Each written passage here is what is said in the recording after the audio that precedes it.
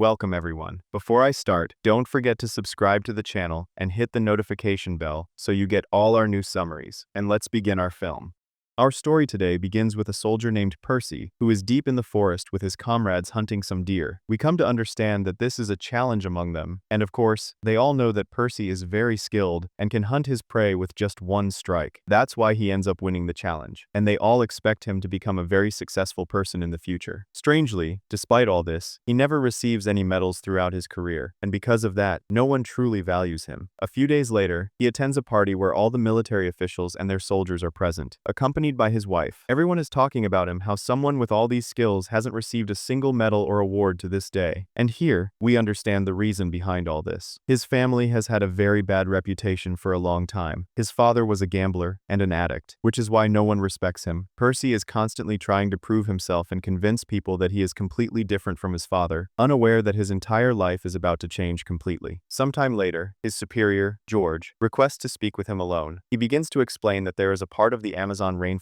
that lies between Bolivia and Brazil. This specific area has no existing map, and no one has discovered it to this day. Currently, there is a major dispute between the two countries over this territory, with each trying to prove it belongs to them. In the end, the United Kingdom has decided to investigate the matter and make the final decision. To do this, they need someone to go and explore the area firsthand. Unfortunately, the region is extremely dangerous, with rumors of deadly viruses and creatures that eat human flesh. Strangely, George is very confident in Percy and sure that he is the right soldier for the mission. He promises Percy that if he succeeds and accomplishes what is required, he will be promoted, and everyone in the army will value him. This is the very thing Percy has been searching for all along, so of course, he agrees without a second thought. George asks him to thoroughly explore the area and uncover the mysterious things within it. Immediately afterward, Percy returns home to tell his wife. He tells her that this mission will completely change their lives, and their reputation will improve, something that will benefit their children in the future. Although she knows he might not return, she encourages him and tries to support him as much as she can. A few days later, he prepares and begins his journey, ignoring all the talk about the area. He tries to stay encouraged and see it through to the end. He boards a ship heading towards the Amazon rainforest. During this time, he meets a very strange person named Henry and feels that Henry is constantly watching him to the point where it bothers him. He pressures Henry to confess what he's up to and eventually discovers that George sent Henry to monitor him, provide constant reports, and try to help if he senses Percy is in any trouble. And when he calms down, he thinks it's a good idea, so he won't be alone. They spend a very long time on the ship, and then they board the train, which will take them deep into the forest. Percy meets new people and hears them talking about a river in the heart of the Amazon rainforest. They are certain that place is full of creatures no one knows anything about, and Percy hears many legends from them. This makes him curious to get there as quickly as possible to discover it for himself. Finally, he, Henry, and a few others with them reach a village in the forest. Percy sees the villagers performing very strange rituals and understands it's part of their culture. There, they meet a man named Manly and try to understand exactly what they are planning. As soon as he learns they are heading to that dangerous area, he is shocked and tries to warn them constantly, assuring them that no one who has gone there has ever returned. This is because people disappear there. When Manly finds Percy so determined and speaking with such courage, he admires him and his personality and eventually agrees to help. He chooses some of the local people to guide them on the way. After that, Henry goes to meet their chief and tries to convince him to let some of his men join them on their journey. Of course, the chief is terrified and tells him the same thing, assuring him that they will not return from there and that this will be their end. But Percy ignores all his words, and he and Henry begin choosing the men who will go with them. A short while later, they are ready to enter the forbidden area. They all board a small boat, which will take them to the river they are searching for. After a few hours, they reach the area where the Amazon rainforest begins. At that moment, they notice the water is somewhat different. They see a man sitting in another boat in the distance and keep calling out to him. Strangely, the man doesn't respond or even look at them. In an instant, arrows start raining down on them from all directions. Unfortunately, one of them is killed and falls into the water. Percy and his companions are forced to jump into the water to hide and try to escape. No one understands what is happening around them. Even the water contains a predatory type of fish called piranhas, which are attracted to the scent of blood and begin gathering around them. They attack their companion's body and keep devouring it. Percy and his friends return to the boat again, and none of of them can help the injured man. They watch as he is eaten before their eyes. After calming down a bit, they continue on their way once more. Manly starts behaving a little strangely, with blood constantly dripping from his nostrils. It becomes clear he has a specific illness and has been hiding it from them. Percy speaks with the guide accompanying them and asks, "How long will it take us to reach the Forbidden Zone?" He is shocked when he learns it will take weeks. He becomes terrified at that moment. The guide explains to them that the place is extremely dangerous and might be full of treasures and gold, but in return, anyone who goes there dies in a mysterious way. This is because it is so full of secrets that no one even talks about the Forbidden Zone or mentions it. Despite all this, Percy is determined to complete his mission to the end. When night falls, they decide to look for a place to rest until morning. They light a small fire to keep warm and also to keep wild animals away, as animals are afraid of fire. Everyone starts sharing personal stories, trying to enjoy each other's company a bit. Percy becomes very sad when he learns from his colleague Sen that his wife left him, ran off with another man, is living her life happily. At that moment, Percy remembers his own wife and son and wishes he were with them at a time like this. He feels regretful for choosing this mission and fears he might not be able to return to them. The next morning, they continue their journey. After a few days, their food and water start to run out, and some of them become very tired, losing all their energy. Percy remains in the same determined state, insisting that everything must proceed perfectly. Finally, they reach the place they are looking for. They find themselves facing a massive waterfall in the heart of the Amazon rainforest. They rejoice and start running toward it. At that moment, the guide tells them his task is finished because he was only required to get them to this point. He indeed leaves them and returns. A little later, Percy hunts a wild bear and manages to capture it with just one shot. Of course, this becomes a very delicious meal for them. While scouting the area, Percy sees shards scattered on the ground, traces of broken pottery plates buried in the heart of the soil. It appears they have been here for centuries and were made by humans. This confirms to him that humans lived in this area for many years and managed to adapt to the surrounding nature. Percy tries to gather all the information that could help him with his mission, but because the soldiers are very tired and their food and drink have run out, he can't afford to wait any longer. He is forced to take them, end the mission, return, and be content with what he has accomplished. Of course, the moment he arrives back in the country, he finds the entire populace standing to welcome him, cheering and calling out his name. They treat him like a hero and a brave explorer, forgetting all the troubles related to his family, and no one mocks him anymore. His wife is overjoyed that he has returned alive and accomplished something no other Briton has been able to do in all these years. Due to the bravery for which he became famous, his name became known everywhere. One day, a famous explorer named James invited him to dinner at his home. James tells Percy that he has followed all his news and read every article written about him. He confesses that he once tried to go to the Amazon rainforest and reach the same place, but unfortunately, he and his team ultimately failed. James then offers Percy a job, giving him a very difficult mission: to map all the unexplored regions to this day, especially those within the Amazon rainforest, and to try to find out if any tribes are still living there that no one knows about. Percy agrees to his offer and requests that the mission be kept secret so that no one can stand in his way. The very next day, Percy holds a massive conference where he details everything that happened during the exploratory journey. He assures people that the Amazon rainforest is extremely dangerous and holds secrets that no one knows anything about. He suggests there might be an ancient city full of treasures buried underground. He shows them the shards he collected from there and the broken pottery plates, further asserting that if he can discover something like this, it would be a great addition to human history and could potentially change our understanding of human origins. Of course, many people do not believe his words and are skeptical. They think he is starting to go crazy, just saying anything to become famous. Some even suspect that he never actually reached the place at all, and that it was all from his imagination that he turned back halfway and just wanted to prove himself to Britain. So he invented this whole story in agreement with several people. Percy becomes very upset by these comments and is determined to challenge them. He promises them that he will prove his words are true, with evidence that he will find the city he is looking for, with all the treasures he was talking about, and reveal the complete truth before their eyes. Of course, many people still remain skeptical of his claims, except for his friend Sen and some of his old comrades. James and Manly are determined to stand by his side and also decide to join the new mission. As soon as Percy returns home and tells his wife about the new mission, she becomes very angry and argues with him. She is afraid of losing him, and she fears that not every time will end well. She pressures him to stay home and spend some time with his family. When he insists on traveling, she suggests going with him, but of course, he refuses such an idea. He assures her that the forest is dangerous and that he will be preoccupied with it the whole time. They argue all night until he remains firm in his decision. Indeed, the next day, he sets off with his team, joined by Manly, Sen, James, Mare, and some people who believe believed him and wanted to help. They all decide to risk themselves and their lives, board a boat, and continue heading in the same direction once again. Since Percy had been there before, he knew the route very well. As soon as they get close to the shore, they are struck by arrows in exactly the same manner as before. Everyone tries to escape in every direction. Percy feels that the tribe nearby is behind all this. He tries to calm his comrades as much as possible and asks them not to fire back, to avoid a war where both sides would lose in the end. Strangely, he approaches the villagers and even sings a song to prove to them that he doesn't want to fight, that he is very peaceful and doesn't wish to harm them. They are convinced by his words, stop the attack, and reveal themselves to them. Percy approaches and tries to talk to them. At that moment, Mari tries to warn him, saying that the tribe won't understand his words and might even harm him. But because Percy dealt with them wisely, they respected him greatly and even agreed to let them enter their village. There, Percy meets the tribe's chief. Meanwhile, Mari and his companions are very anxious and afraid, believing that these tribes likely practice cannibalism and eat animals. They are sure they're trying to trap them. Mari refuses to go in and insists on waiting by the boat until they return. So Percy enters alone and speaks with the tribe's chief, trying to learn everything about the lost city and the treasures within. The chief explains that he has indeed heard much about that place, but no one from his tribe has ever gone there himself. He advises Percy to look for the ancient tribes that lived deep in the forest many years ago. He tells him they now live high in the mountains and assures him that the higher they climb, the more ancient tribes they will find, and they may have information leading to the treasures they seek. At that moment, Percy learns the direction they must take and carefully notes the directions. After resting for a few hours, he gathers his team to continue their journey once more. Mari insists they must turn back. He is very scared and terrified. They all board the boat, thinking the path ahead is safe. At the same time, Mari's food supply is nearly exhausted, and he knows what little is left will only last a few days. He tries not to think too much about it, since he has no other solution. Suddenly, in the middle of the journey, the water becomes filled with very strong currents. Percy gets tense and asks Mare to slow down a bit. He notices that Mare is disrupting the boat's balance, and unfortunately, Mare ignores all his words, keeps moving from one spot to another, and makes the balance even worse. Eventually, a very large bag full of food and water falls from their boat. A few seconds later, Manly also falls into the water. Mari tries to hold onto the boat as much as he can, fearing he might fall in too. Fortunately, Percy manages to resolve the situation, saving the lives of Manly and Mary, and safely brings them to the shore. Afterward, Percy goes back for the boat and is extremely angry with Murray because he doesn't listen and has endangered all their lives due to his recklessness. Mare is exhausted because fish are attacking him. He is injured all over his body and can barely move. He obviously needs treatment to prevent infection from spreading. Because of him, Percy's entire mission is jeopardized, and he won't be able to continue until he figures out how to handle the situation. Even the food and water they had with them fell into the river. Percy starts thinking about taking them and turning back, because he can't just leave Murray alone in a place like this. He decides that he, Manly, and Sen will go search for the largest tribe they can find, ask for help, and get some supplies so they can return to their country. The entire plan is completely ruined because of Mare. When Percy returns home, he decides to spend a long time with his children, because he has been neglecting them greatly, always busy outside the house. Sometime later, he attends a meeting of the Royal Geographical Society and begins explaining everything that happened in detail, that the plan was going very well at first, until Mare started causing problems and being very negligent. In the end, everything fell apart. Their food ran out, one team member got injured, and if he had continued with them in that state, he would have endangered all their lives. Strangely, Mari tries to defend himself and insists that he is not to blame for anything that happened. He speaks poorly of Percy, claiming there is no evidence for his story, that it's just a product of his imagination, and that they shouldn't keep pursuing it. He says Percy is a liar in front of everyone. At that moment, Sen and Manly try to defend Percy and assert that Murray is the cause of everything that happened, that he was very negligent in every detail he was responsible for, and is the main reason the mission failed. Unfortunately, Mary is a member of the judging committee, and his word carries a lot of weight. Everyone respects him, so they pressure Percy to apologize to him in front of everyone. Of course, Percy refuses, and does not allow anyone to humiliate him. He submits his resignation from the society, walks out, and leaves them in the end. The moment he returns home, he receives a message from the military, informing him that they are summoning him, because a war is about to start, and they need him there. Of course, he agrees without any hesitation. Unfortunately, his son Jack gets into a huge argument with him. Jack feels that Percy has been neglecting them all the time, and doesn't know anything about them. In a fit of anger, Percy hits him, and his mother tries to break up the fight between them and calm them both down. Percy feels very hurt inside and feels like he is losing his family, but he is forced to go to the military and fights in a long war for months. By chance, sometime later, he learns that that Mare took an entire research team and went to the same place, obviously, to search for the lost city. However, he couldn't complete the mission in the end and turned back halfway. This means that Mare actually believed his story, but denied it in front of people. One day, while staying up late with his comrades, a fortune teller approaches them and says she can read people's futures. She confirms to Percy that he is thinking about something he wants to do and won't rest until he actually achieves it. He understands that she is referring to the exploration he has been pursuing. The very next day, he and the military forces begin planning their final attack. Percy gives them an encouraging speech to motivate them to end the war well. Shortly after the war starts, Percy gets injured, and his condition becomes very serious. He is transferred to a medical camp, and after recovering, he returns home again. Unfortunately, the injury is to his eye, and the doctor suspects he might not be able to see again. The doctor asks his wife to take very good care of him and let him rest for a long time. Of course, in this condition, Percy is unable to continue his military service or his explorations. He feels that his entire life has been completely destroyed and ruined. He remains in constant inner pain, unaware that one day he will uncover a secret that no one has been able to solve to this day. Several years later, Percy retires, and some journalists come to ask him about his life. He replies very simply that he stopped exploring because he wants to live the rest of his life with his family in peace, and his health no longer allows him to do such things or travel very long distances. The journalist explains to him that his life story has inspired many young people, and many of them have undertaken exploratory trips to the Amazon. The most recent expedition there was fully funded by a famous doctor, and they are all searching for the same ancient city that Percy had been talking about for years. Of course, as soon as Percy hears this, he deeply wishes he could join them, even though he had forgotten about the matter for a long time and had been focusing on his family. A few days later, we see his son Jack training to hunt in the forest. Percy approaches him and tries to talk to him. He gives Jack an ancient necklace and explains that he got this chain from a tribe living deep in the forest. Jack asks him if he still thinks about the lost city, and if he does, why did he stop searching for it? Percy is deeply affected by his son's words and admits that he has indeed wanted to achieve this dream for a long time. Unfortunately, he believes he can't now because he needs to focus on his family. But since Jack has grown up and become aware, he tries to encourage his father to pursue his dream. He urges him to try one last time, to the point where Percy feels a strong surge of motivation and begins seriously considering it. He knows that if he doesn't try, he will live the rest of his life with regret. Jack goes to talk to his mother and tries to convince her to let him travel with his father. Of course, she strongly rejects the idea at first and isn't convinced until Jack persists, persuading her until she finally agrees. The two of them then go to speak with the Royal Geographical Society, and they manage to form a new team to explore the lost city. Percy is determined to have Sen with him this time as well. Even though Sen was initially very opposed to the idea, he had started a new family and didn't want to lose them. But when he sees Percy's determination, he decides to support his friend to the end. The society indeed funds everything they need, and their journey to the Amazon rainforest begins. They travel the same route Percy took years ago. Throughout the trip, Percy explains many things to Jack and teaches him how to be a successful explorer. After a few days, they board a boat to cross the river and encounter the same tribe that helped them years ago. The tribe welcomes them warmly and greets them fondly because they remember Percy well. Jack is overjoyed and very proud of his father, as this is the first time he has seen him at work and realizes he is such an important person. After continuing on their way again, they reach a very dangerous area in the forest. They suspect that an ancient tribe lives there, one that surely knows the secret of the lost city. Unfortunately, many of their team members withdraw out of sheer fear and refuse to go any further, to the point where Percy and his son are left alone. Both are shocked when they see a tribe unlike any they have ever seen before. They are so terrified that they freeze in place, unable to move, afraid that any action might cost them their lives. The tribe members take them to their village. Their faces are somewhat similar to those of monkeys, not like ordinary humans. Percy becomes very frightened and feels that he and his son may not leave this place alive. He begins talking to Jack, expressing how happy he is that they are together in such a place. After a few hours, the tribe forces them to drink something strange. They also perform certain rituals on them and lead the two to a place filled with ancient treasures. In an instant, everything completely disappears, and neither of them returns from that moment on. His wife searches for them constantly, pleading with the society members to take action. Unfortunately, there is no news of them, to the extent that the director asks her to forget them and consider them dead. It is very likely that something happened to them in that mysterious place, and they truly died.